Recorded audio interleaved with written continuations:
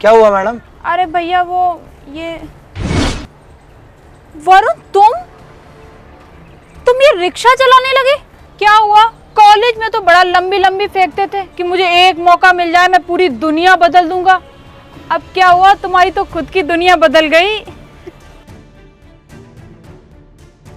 अरे जैसा तुम सोच रही हो वैसा नहीं है, मैं तो सिर्फ तुम्हारी मदद के लिए रुका था। तू मेरी मदद करेगा? तुझे तो खुद मदद की जरूरत है। और बाय द वे, एक रिक्शे वाले से मुझे क्या मदद मिल सकती है?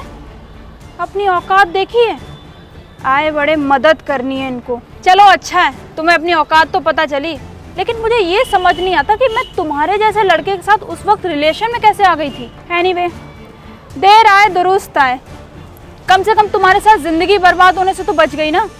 और वैसे भी तुम्हारा इतना पढ़ने लिखने का कोई फायदा नहीं हुआ, ना तो तुम पहले किसी काम के थे और ना ही अब। वैसे पूरे दिन ये रिक्शा चलाकर कितना ही कमा लेते होगे तुम शाम तक?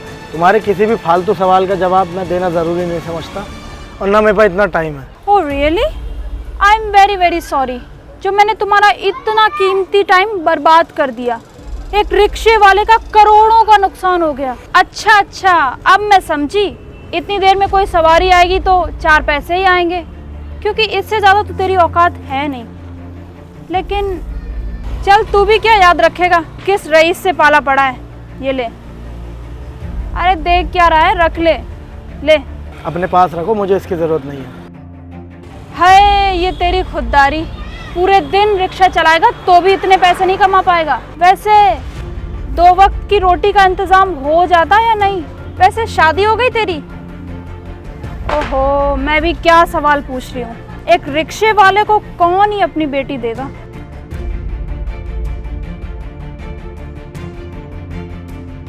हेलो, हाँ बेबी, बस ऑन द वे ही हूँ।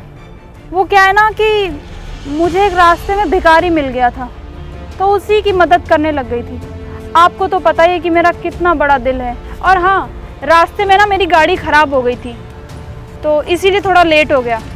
Don't worry, I will manage. Okay, bye. क्या हुआ? बुरा लग गया कि मैं गाड़ी में और तू उस रिक्शे में? चलो अच्छा हुआ, तुझे तेरी औकात तो पता चल गई। तू मेरे स्टैंडर्ड से दूर दूर तक कहीं मैच नहीं होता।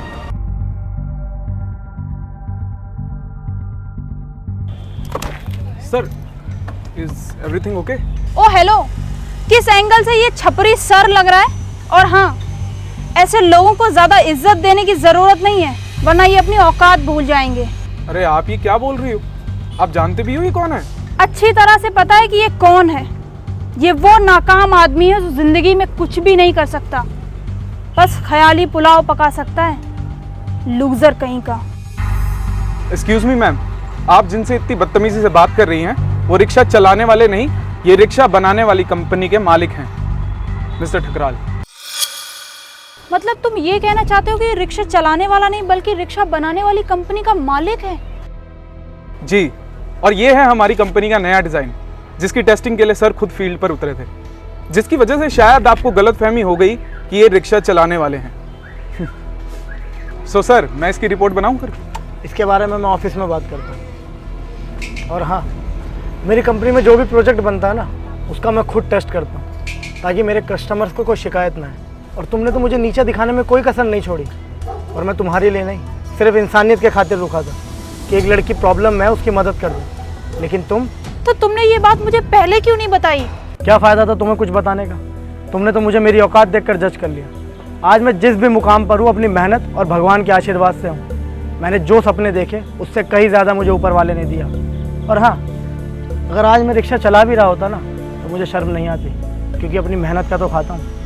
लेकिन अगर तुम्हें कामयाब और इंडिपेंडेंट होना है ना, तो ये अपना ऐशो आराम और दिखावा बंद करो, और लोगों को उनके स्टेटस से जज करना बंद करो, चाहे वो एक रिक्शे वाला हो या फिर गाड़ी वाला। इंसान तो आखिर इंसान होता है। और हाँ, गलती से कभी हमारा आमना सामना हो भी गया ना, तो इस मीटिंग को याद रखना, ये तुम्हें तुम्हारी औकात याद दिलाती रहेगी। Good luck.